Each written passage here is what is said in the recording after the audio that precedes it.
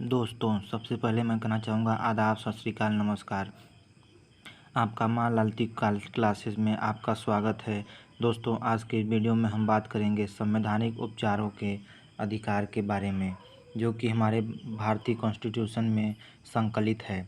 दोस्तों, पिछले वीडियो में हमने बात किया था समता का अधिकार, जो अनुच्छेद 14 से 18 के बीच में है। स्वतंत्रता का अधिकार अनुच्छेद 19 से 22 के बीच में है। शोषण के विरुद्ध अधिकार अनुच्छेद 23 व 24 में है। धार्मिक स्वतंत्रता का अधिकार अनुच्छेद 25 से 28 के बीच में है। सांस्कृतिक और शैक्षिक अधिकार अनुच्छेद 29 में व 30 में है। तथा दोस्तों, आज के इस वीडियो में हम बात करेंगे संवैधानिक उपचारों के अधिकार के बारे में। दोस्तों, मैंने जो अन्य और मौलिक अधिकार जो अभी नाम लिया है, उस पर मैंने वीडियो बना लिया है। आप माँ लालती क्लासेस में आप अगला वीडियो देख सकेंगे। तो आइए दोस्तों, ज़्यादा समय न लेते हुए मैं संवैधानिक उपचारों के अधिकार के बारे में बात करते हैं। दोस्तों, भारतीय संविधान में मौलिक अधिकारों के संरक्षण का दायित्व सर्वोच्च न्यायालय पर डाला गया है। विभिन्न मामलों के अंतर्गत सर्वोच्च न्यायालय मूल अधिकारों का उपचार व इनकी व्याख्या करता है। इस हेतु संविधान में किए गए प्रावधान हम आपको आज बताने वाले हैं। दोस्तों, संवैधानिक उपचार का अधिकार वह साधन है जिसके द्वारा देश का प्रत्येक नागरिक अपने मौलिक अधिकारों के उल्लंघन होने पर सीधे उच्च न्यायालय या सर्वोच्च न्यायालय की शरण में जा सकता है।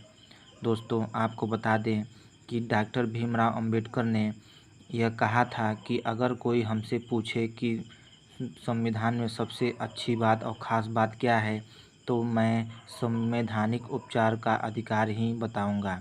दोस्तों, अंबेडकर जी ने संवैधानिक उपचारों का अधिकार को संविधान का हृदय और संविधान का आत्मा कहा है।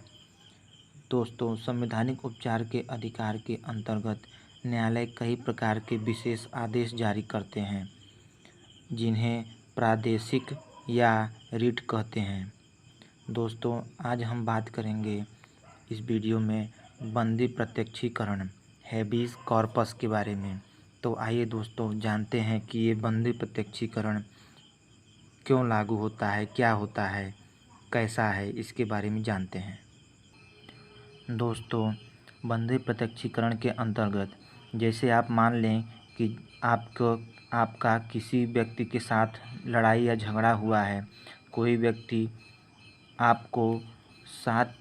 आपके साथ छुआछूत की भावना रख रहा है, तो आप न्यायालय में गुहार लगा सकते हैं और रिपोर्ट दाखिल कर सकते हैं कि फलाना व्यक्ति आपके साथ लड़ाई या झगड़ा या फिर आपके साथ छुआछूत की भावना रख रहा है। मतलब आपको पिछले जो मैंने मौलिक अधिकार, समता का अधिकार, स्वतंत्रता का अधिकार, शोषण के विरुद्ध अधिकार, सांस्कृतिक और शैक्षिक अधिकार, इन सब का अगर आपके जो अधिकार आपको मिला है, यदि इन सब अधिकारों की आपको अवहेलना हो रही है, यदि आपको समता का अधिकार कहीं नहीं मिल रहा है, स्वतंत्रता का अधिकार आपको नहीं मिल रहा है, तो आप जो न्यायालय में गुहार लगाएंगे, जिस व्यक्ति के खिलाफ गुहार लगाएंगे, संवैधानिक उपचारों के अधिकार की वजह से ही आप लगा सकेंगे। मतलब आपको यह अधिकार है कि आप अपना जो गुहार लगाएंगे न्यायालय में, अपना जो रिट दायर करेंगे, लोगों के खिलाफ करेंगे, तो आपके पास ये अधिकार आया कहाँ से? यह आपको अधिकार संवैधानिक उपचारों के अधिकार के अंतर्गत मिलेगा। दोस्तों, यदि आपके मौलिक अधिकार को ठेस पहुंच रहा है, आपको कहीं भी किसी भी प्रकार का किसी मौलिक अधिकार में आपको दिक्कत हो रही है, तो आप संवैधानिक उपचारों का अधिकार की वजह से ही आप न्यायालय में गुहार लगा सकेंगे। दोस्तों, संवैधानिक उपचारों का अधिकार की वजह से ही नागरिक उच्चतम न्यायालय से अपने अधिकारों की सुरक्षा करा सकती है। इसके बिना हमारा इंडियन कॉन्स्टिट्यूशन शून्य होगा। तो आइए दोस्तों, बंदी प्रत्यक्षीकरण के बारे में जानते हैं। हैबीज कॉर्पस।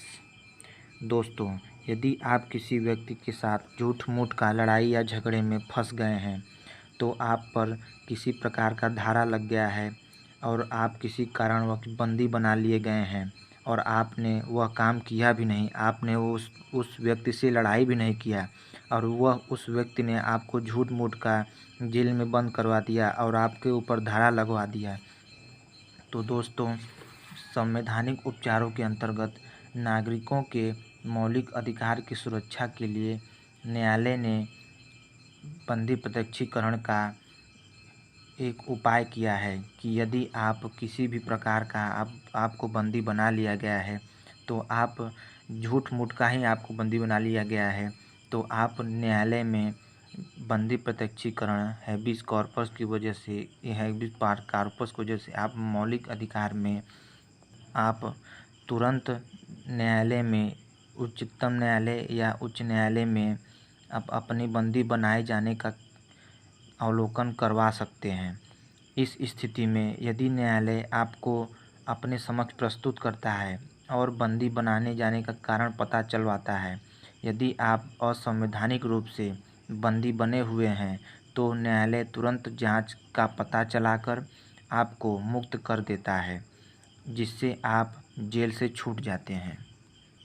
दोस्तों, यदि आपको किसी व्यक्ति ने झूठ मूठ का ही आपको जेल में बंद करवा दिया है, आपको ऊपर धारा लगवा दिया, तो आप बंदी प्रत्यक्षीकरण अनुच्छेद 32 के अंतर्गत आप न्यायालय में गुहार लगा सकते हैं और न्यायालय तुरंत ही आपके ऊपर रिट दायर करके आपको अपने समक्ष प्रस्तुत करेगा और न्यायालय आपका जांच करेगा कि आप संवैधानिक रूप से बंदी बनाए गए हैं या असंवैधानिक रूप से बंदी बनाए गए हैं।